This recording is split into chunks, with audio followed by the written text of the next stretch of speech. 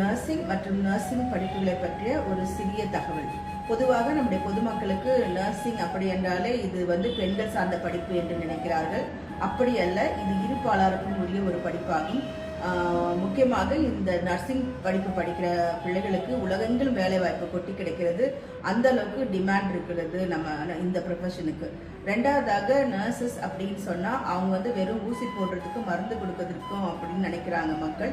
அப்படி அல்ல, அவங்களுடைய செயல்கள் ஐசியூ ஸ்பெஷலி கிரிட்டிக்கல் கேர் யூனிட்ஸில் சைல்ட் கேர் பார்க்குறது, குழந்தை நலத்தில், மனநலத்தில், அவசர சிகிச்சை பிரிவில், எனி டிசாஸ்டர் பேரிடர் காலங்களில் மற்றும் எஜுகேஷனல் இன்ஸ்டிடியூஷன்ஸில், லீடர்ஷிப் ஆக்டிவிட்டியில், இப்படி நிறைய தலைமை பண்புகள் வைக்கிற இதில் நர்சஸ் இருக்காங்க. எஸ்பெஷலி இன்னைக்கு ஆராய்ச்சி கட்டுரைகள் ஆராய்ச்சி செய்கிறதுல எல்லாம் இருக்கிறாங்க. ஸோ நர்ஸ் அப்படிங்கிறவங்க ஒரு இன்றியமையாத ஒரு பங்கு வகிக்கிறாங்க ஒரு மருத்துவ குழுவில். நான் எப்பொழுதும் சொல்வேன், நர்ஸ் என்பது ஒரு சக்கரத்தில் இருக்கிற அச்சாணி போன்றவர்கள். அவங்க அந்த அளவுக்கு இம்பார்ட்டண்ட்டான ஒரு மருத்துவ குழுவில் இடம்பெறுகிறவர்கள். இந்த படிப்பை ஸ்டூடெண்ட்ஸ் நீங்கள் தேர்ந்தெடுக்கிறதுனால உங்கள் வாழ்க்கை நிச்சயமாக ரொம்ப பிரகாசமாக இருக்கும்.